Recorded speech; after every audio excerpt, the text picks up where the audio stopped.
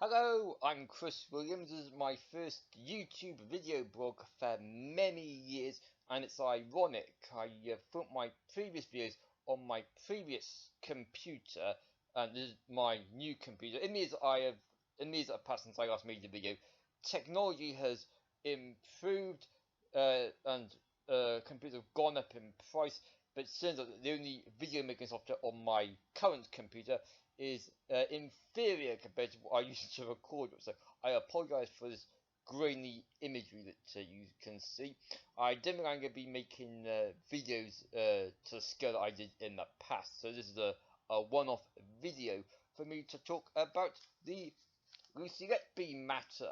And because I might as well hold up a picture because my viewers in the past have written in the comment box because they can't understand a word of what I say, and they say sort out the volume, and I say it's not me that's got the problem, it's your site that's got the problem. You need to turn the volume up to hear what I'm saying. So there's a whole cottage industry of people commenting about Lucy Letby at the time of the trial in the middle or from late 2022 through until middle of 2023. There were people on social media all the time saying, "Oh, the news says she's guilty, so therefore I say she's guilty, execute her," that sort of thing.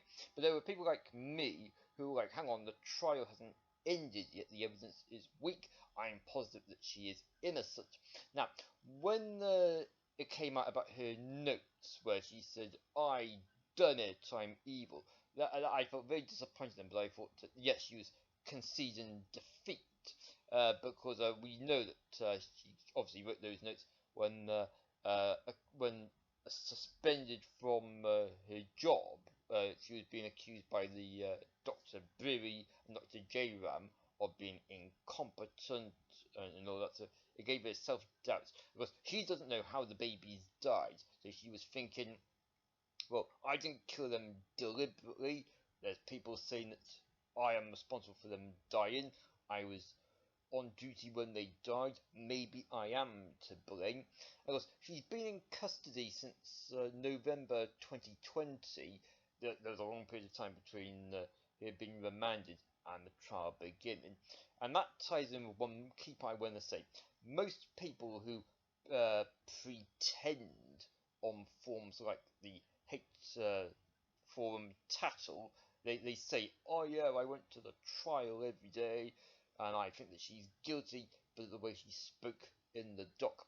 Well, we know from what Judith Moritz at the BBC and Liz Hull and Caroline Cheetham of the Daily Mail say, that hardly anybody attended the first trial, an epic trial. Hardly anyone attended it. We've got all these hate mob people on the internet say, "Yes, I attended the trial every day. I think she's been guilty all along." And they say that the way that she spoke in the dock highlights her guilt. They claim that she lied in the dock. Well, no. The rather dodgy YouTube individual crime scene to courtroom, hello, purveyor of dodgy videos, where he has uploaded what he claims is the court documents and the testimony of Lucy Letby under cross-examination. I know straight off that it is against the law here in the UK to publicly circulate what is written in court documents. It does say at the top of court document papers that they are covered by various acts. Where the Crown Court is covered by the 1981 Crown Court Act. I'm more familiar with the Magistrates Court Act, which is similar, where if you've got a copy of someone's witness statement and they're accusing you of things, then you can't say, "Oh, I'm going to get revenge by publicising it on the internet." It's got to say stops. It's got to stay top secret because you don't want you'll then be violating the privacy of the person who's made the allegations against you. Even though it's heard in open court what they're claiming, you can't publicly circulate such court information.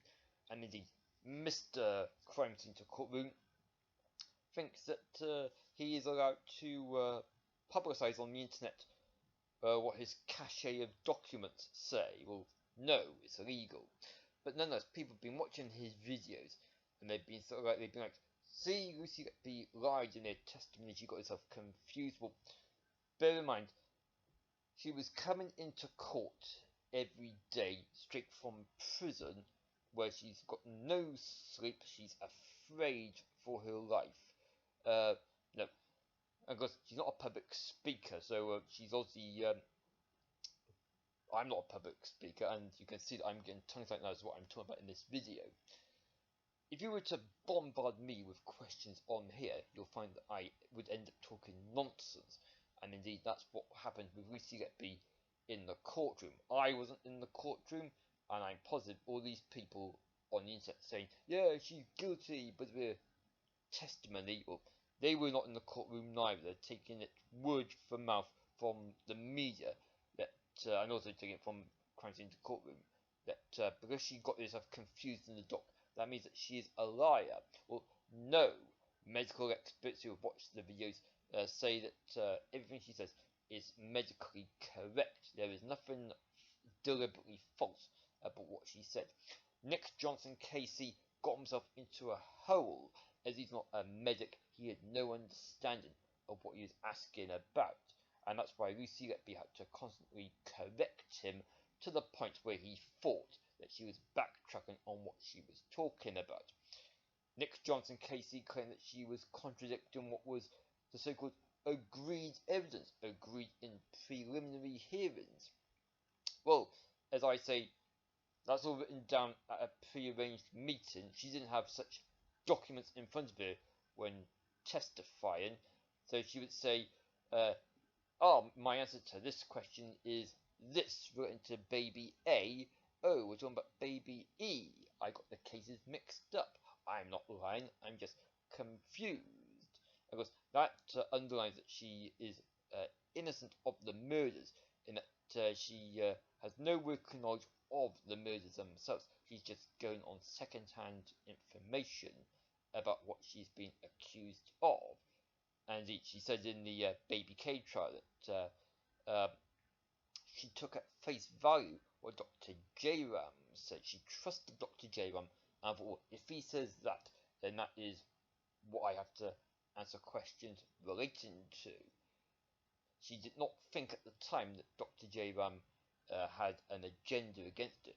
It has come out in recent times that that some of the younger nurses were bullied in the neonatal unit at the County Chester Hospital. That could be the background story as to why Lucy moved from days to nights. It's going she went to nights to try and earn overtime to buy a house.